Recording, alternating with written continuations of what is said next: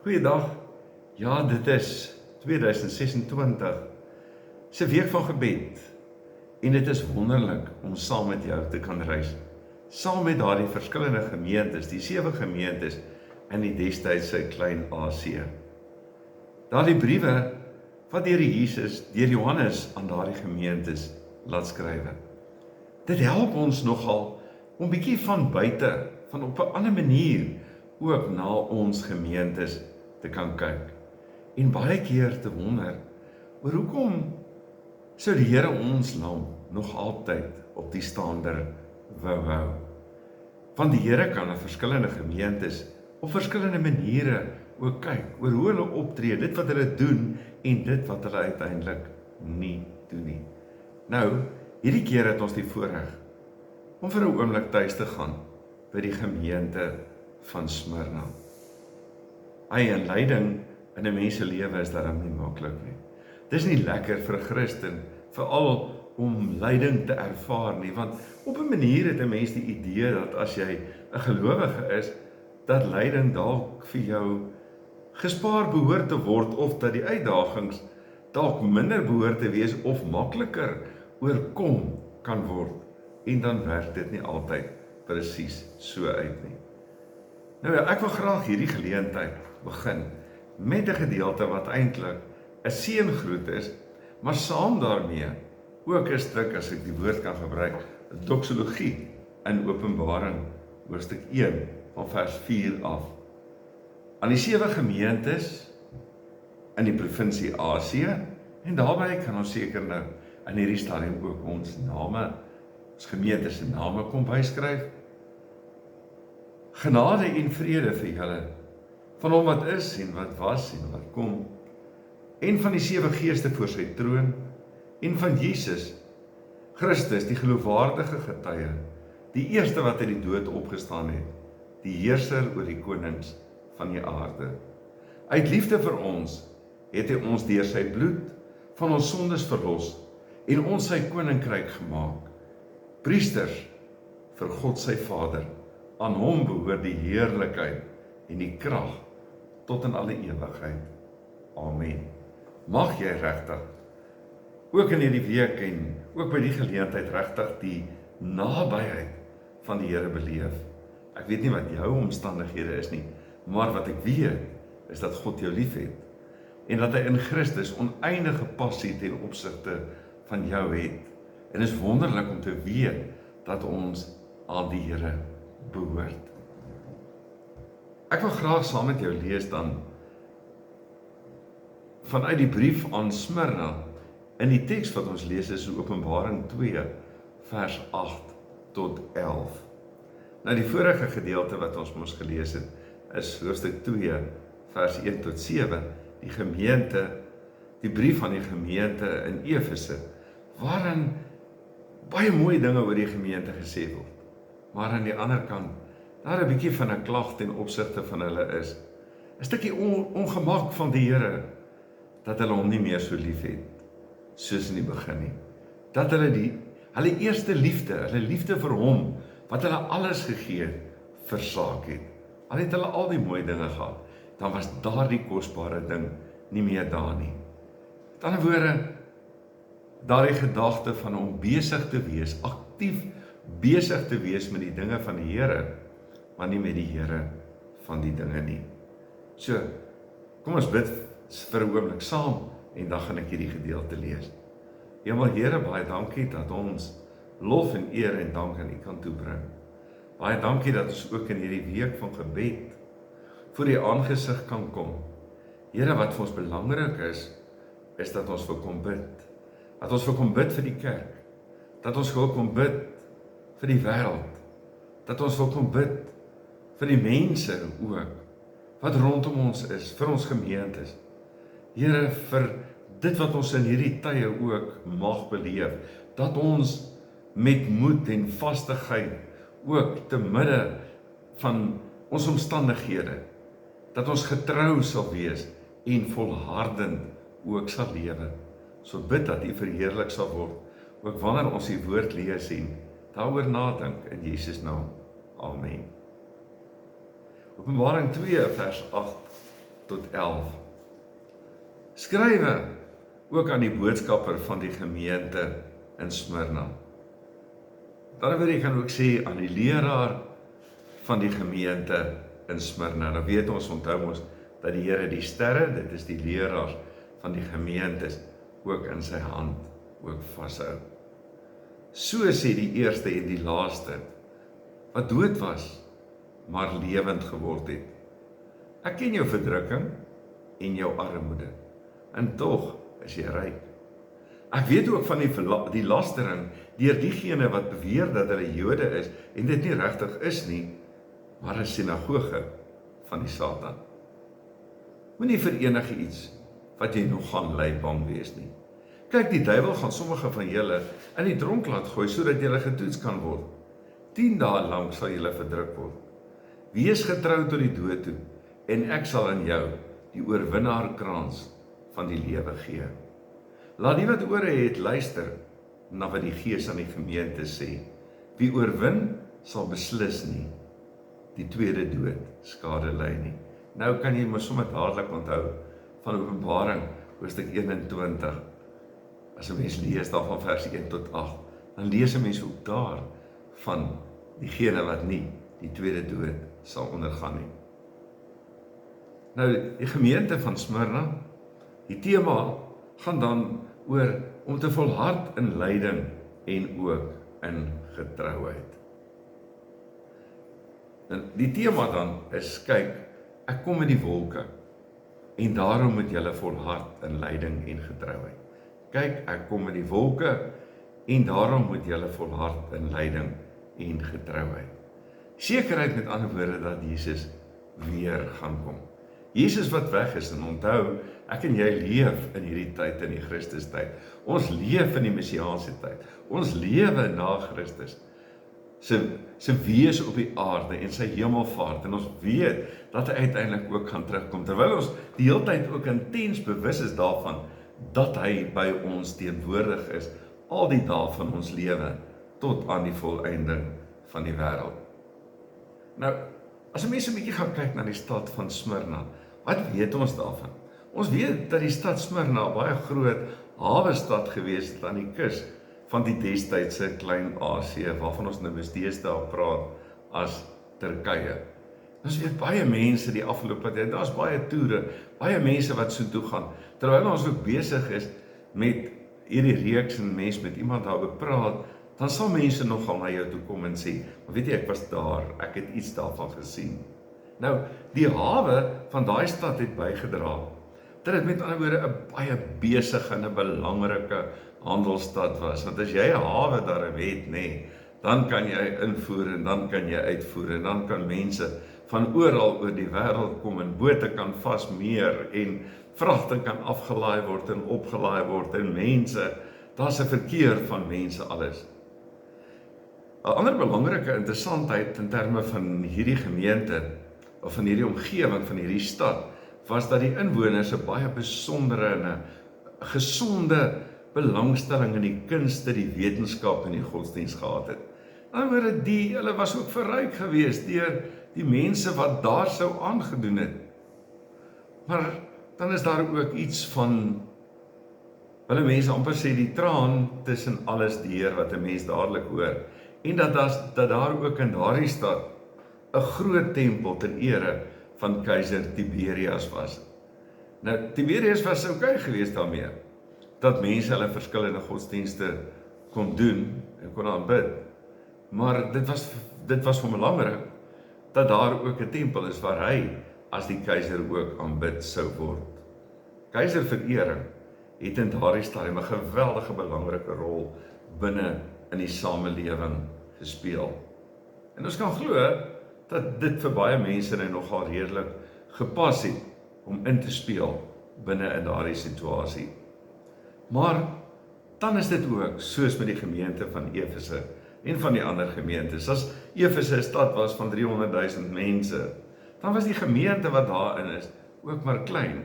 En hier was daar ook 'n Christelike gemeente gewees, wat blykbaar ook nie so baie groot was nie, en wat waarskynlik deur Paulus gestig is tydens een van sy reise een van sy bedieningstye wat hy ook gehad het daar in Efese. Die gemeente het besonder dan ook bestaan uit Joodse Christene en daarom 'n mens hoor ook iets hiervan. Van al die 7 gemeentes is die belangrike ding van hierdie gemeente dat hulle die swaarste gekry het.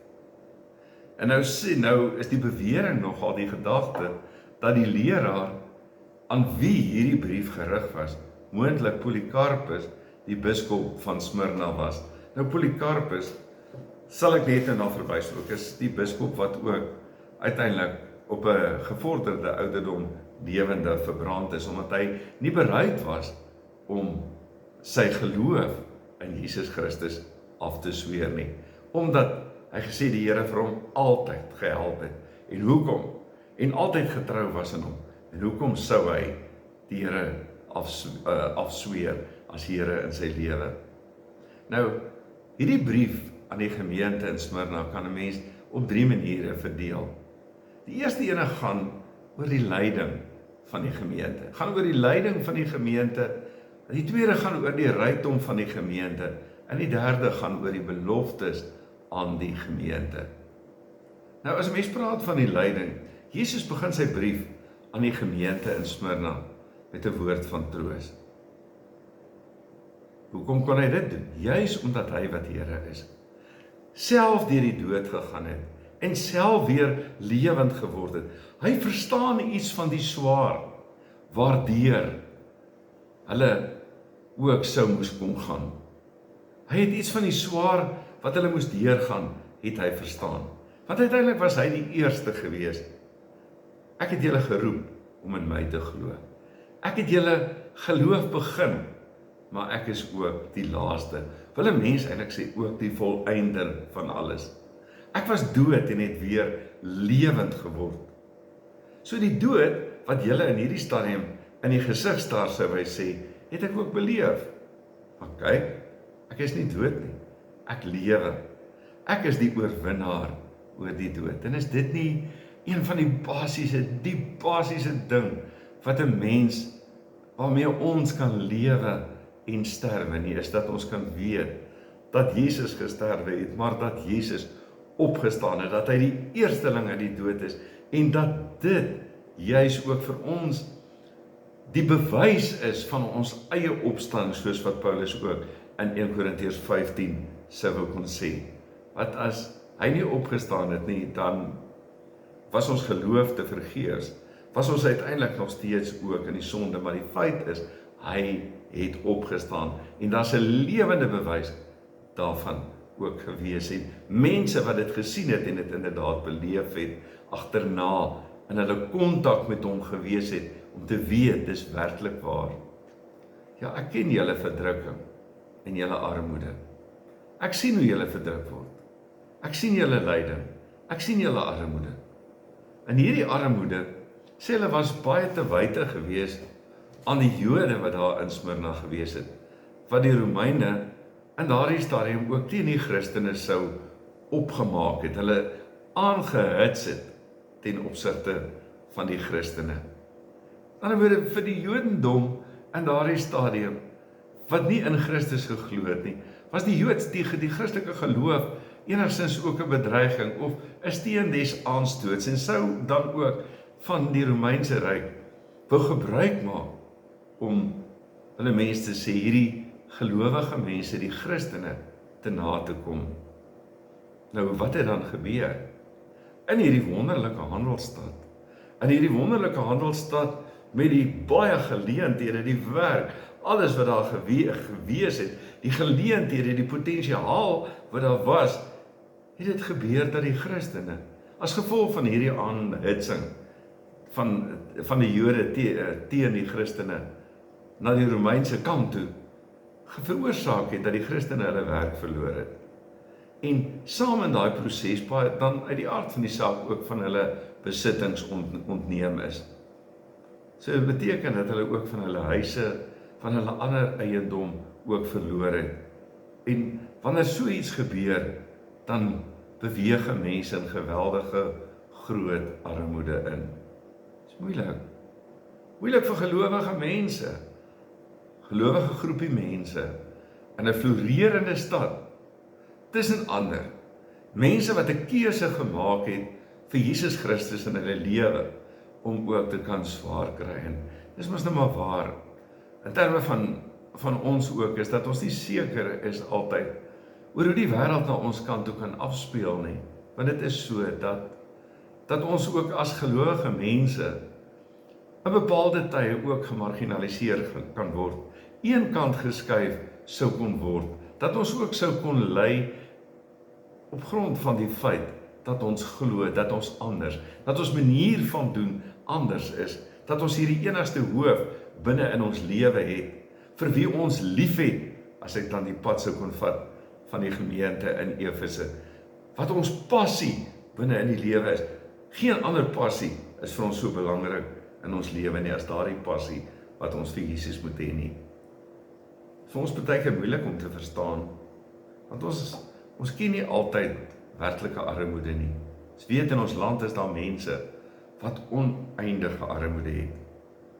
Maar tog is dit waar dat ons nie almal werklike armoede altyd sou ken nie. Om sonder huis te wees nie, miskien het jy dit al in jou lewe beleef, of beleef jy dit al?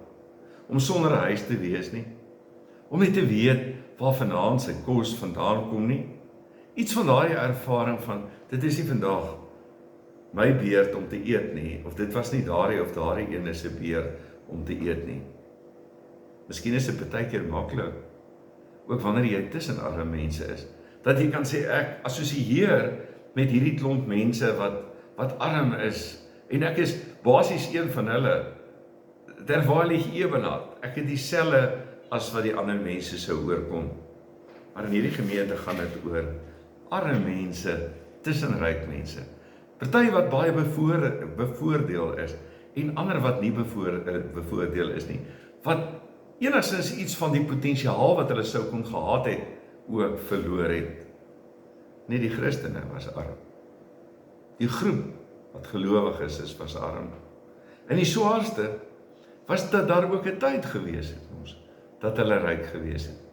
En dit maak dit baie keer in die lewe ook vir 'n mens moeilik. As daar 'n tyd was wat jy baie gehad het, en jy dit ook verloor het, dan is dit mos maar iets van hierdie vraag, wat ons ook na die Here se kant toe sou vra. Waarom beleef ons dit?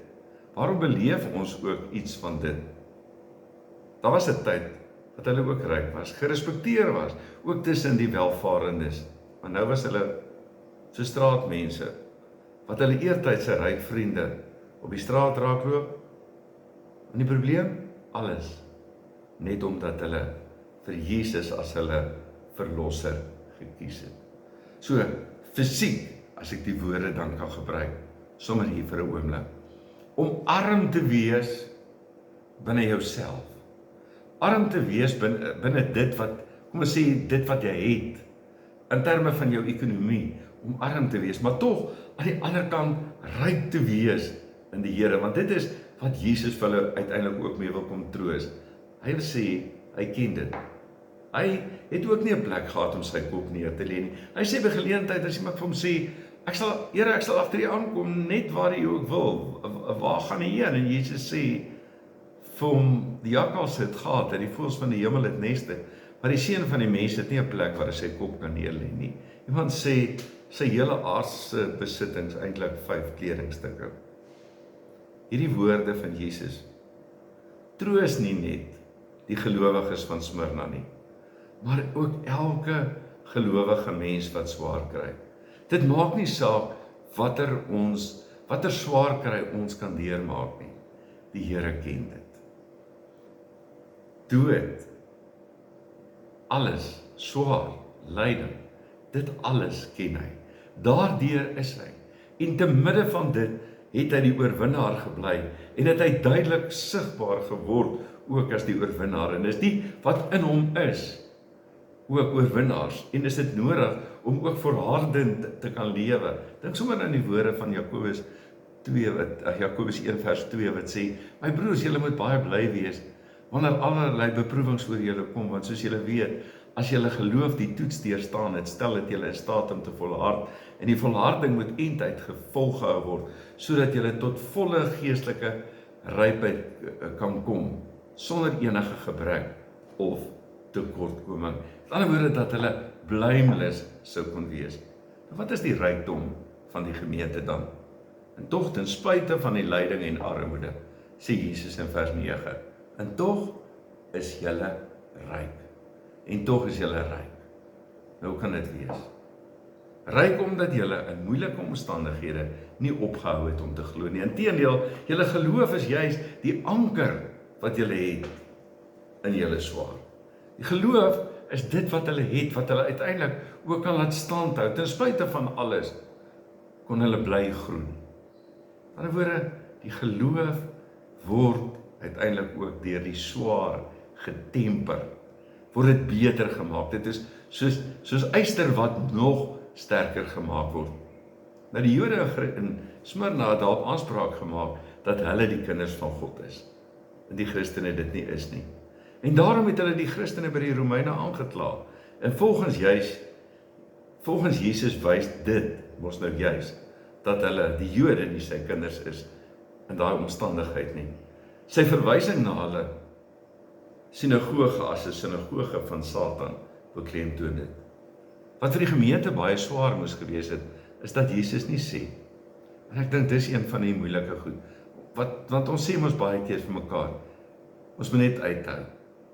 Sommer een van die dae dan is alles beter. Wat Jesus vir hulle is, wat vir hulle baie swaar moet wees, is dan dat Jesus nie vir hulle sê, dat hierdie lyding sommer baie vinnig gaan ophou nie, sommer binnekort gaan ophou nie, want as ons daar binne is, dan sê ons dit gaan sommer vinnig verbygaan. Hy sê ook nie dat hy hulle uit die situasie gaan bevry nie, dat hy hulle gaan losmaak nie, maar waarheid te sê, hy sê moenie bang wees vir alles wat julle gaan ly nie. Kyk, die duiwel gaan party van julle in die tronk laat gooi, sodat julle beproef sal word, asof hulle beproewing nie al erg genoeg was nie. Wat dan die troos? Julle sal 10 dae baie swaar kry, 10 dae wat daarop dui, dat die vervolging 'n perk het. Al gaan dit ook hoe swaar wees, die tyd is afgemeet. En die Here ken uiteindelik ook die tyd. Die leraar van die gemeente, weet ons, Polycarpus, het op hoë ouderdom 'n marteldood gesterf ter wille van sy geloof. So, die gemeente was letterlik tot in die dood getrou. Hierdie omstandighede wat ons moeilik verstaan. Dit mag vorentoe dalk uiteindelik ook op ons pad kom, maar dit beteken nie dat die Here ons minder liefhet nie. Egte geloof is om te weet dat die Here selfs in die slegste omstandighede by ons is en ons nie aan onsself oorlaat nie. En wat is dan die beloftes wat vir die gemeente gegee word? Die Here gee aan hierdie verdrukte gemeente 2 beloftes. Die eerste is, die wat die oorwinning behaal sal beslis nie deur die tweede dood getref word nie. Die eerste dood is die gewone dood wat ons almal ken. Die tweede dood verwys na die ewige dood, die skeiding van God in die hel. Jesus beloof wie nou volhard, ook te midde van hulle lyding, nooit deur die tweede dood getref sal word nie. En die tweede belofte lei, ek sal vir hulle die lewe as 'n kroon gee. Aan die ander woorde, want die mense van Smyrna het dit destyds nogal baie goed verstaan, van lang afstand marathons en goed, in daardie tyd, deur die bosse, oor die berge, alles was vir hulle nogal 'n bekende ding gewees, en as iemand sou gewen het en dit klaar gemaak het, sou hierdie laurierkrans gekry het, wanneer hy die stadion van daardie tyd binne gehardloop het. 'n Woord vir kroon en krans is dieselfde, die beeld van die oorwinning. So die belofte wat Jesus gee, is dat hierdie mense, die lewensreisiger, elke ene van hulle, na 'n lang en dikwels moeilike marathon, die lewe as oorwinnaar kraan sal ontvang. Elkeen wat die wedloop met al sy uitdagings voltooi, sal die oorwinnaarskroon van Jesus ontvang en die hemel met vreugde binnegaan. So, of die lewe voorspoed of teëspoed, vreugde of hartseer bring is nie die belangrikste nie. Wat belangrik is om te weet, te midde van dit is God weet van ons. God is by ons. Dis die moeite werd om terwille van Jesus ook die lydenspad te loop. Hy het dit klaar geloop. Hy het dit oorwinnend geloop en wil hê dat ek en jy dit ook sou doen. So kyk vorentoe. Na ons aardse reis sal ons die lewe as kroon ontvang. So waarvoor kan ons bid? Ons bid vir mense wat materieel swaar kry. Ons bid vir mense wat swaar kry oor hulle geloof in Jesus. Ons bid veral vir Christene wat in sommige lande vervolg word terwille van hulle geloof. Bid ook dat die Here mense se harte ontvanklik sal maak vir die evangelie van verlossing. Bid vir mense wat ander help wat swaar kry. Bid vir diensorganisasies wat hulp verleen, vir sorgkombuise, maatskaplike werkers wat hulp verloor, shelters verleen, shelters waar mense versorg kan word. Dis die verantwoordelikheid wat ek en jy het, is om dit ook die hele tyd te doen. Here, ons bid vir elkeen wat materieel swaar kry. Dis vir mense so oneindig moeilik. Veral vir gelowiges en ook wanneer ons vra en dit bietjie uitbly, die hulp uitbly. Maar dankie dat ons weet, te midde van alles is U daar. Dankie Here dat ons kan bid vir mense wat swaar kry, oor hulle geloof in Jesus. Vir mense wat kan lei die wêreld oor wat vervolg kan word. Christene wat in sommige lande vervolg word terwille van hulle geloof. Ons bid o Here dat U mense se harte sal ontvanklik maak vir die evangelie, vir die blye boodskap van verlossing. Ons bid vir mense wat ander mense help, wat swaar kry. Daar is so baie mense wat dit doen, vir diensorganisasies wat soveel hulp verleen. Ons bid vir hulle. Mense wat maatskaplike werkers kan wees, wat sorgkombuise bedryf, wat hulp verleen, shelters waar mense versorg word, wat daar nie eintlik geld en vermoëns is nie. Ons bid vir die genade en die leiding en die hulp, te midde van dit alles. Ons bid dat U ons genadig sal wees, wat ons omstandighede ook al mag wees, en ons oorwinnend sal maak, as gelowige mense, en te weet, die hemelse pryswaggende daad vir elkeen van ons, wat vas in U bly. In Jesus naam bid ons dit. Amen. Ek bid dat die genade van ons Here, Jesus Christus, en die liefde van God, en die gemeenskap van die Heilige Gees, ook met jou mag wees en bly. Amen.